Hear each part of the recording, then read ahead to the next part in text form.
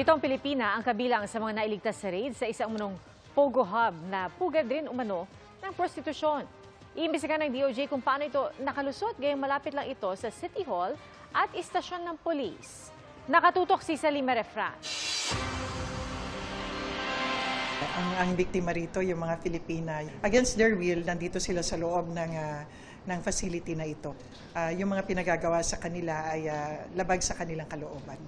7 Pilipina ang kasama sa mga na-rescue sa Pogo na prostitution den at scam hub pala na sinalakay ng mga otoridad sa Pasay kagabi.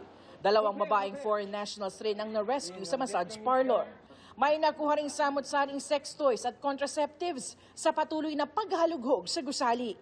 Nagpapatuloy ang interviews at profiling sa mga nadatnang foreign national at Pilipino para malaman kung may mga biktima pa sa mga ito, lalo't may mga lumutang ng biktima ng kidnapping at torture. Karamihan, teklat na yung mga injuries nila and willing silang mag-testify, magbigay ng affidavit as to kung ano yung sinapit nila and how they were treated.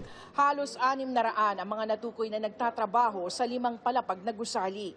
9 na foreign nationals ang iniimbestigahan ngayon bilang mga leader ng operasyon.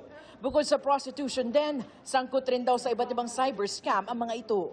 Ganun pa rin, love scam. Yung mga pakahagatin ka, tapos pag sumagot ka, mahihigupan ka ng pera. Crypto tsaka crypto. Natuklasan sa gusali ang 9 na money vaults na bubuksan kapag nakakuha na ng karagdagang warrants. Sa ngayon, binubusisi ng mga otoridad ang lahat ng papeles ng Pogo at kung walang anomalya ang mga ito. Wala pang 1 kilometro kasi mula sa nireid na gusali ang mismong Pasay City Hall, Police Station at Barangay Hall. Kasi katabi natin ang City Hall Bakit ganito ang nangyayari? So we have to ask them these questions. This is a call to all our local government units to be wary of all activities that have to go with Pogo to make sure that all their inspections are properly done. Sinusubukan namin kunan ng pahayag ang Pasay City LGU kaugnay nito. Para sa GMA Integrated News, Salima Refran, nakatutok 24 oras. Mga kapuso, manatili nakatutok sa balita anumang oras. Mag-subscribe sa GMA Integrated News sa YouTube. At sa mga kapuso abroad, samahan nyo kami sa GMA Pinoy TV at sa www.gmanews.tv.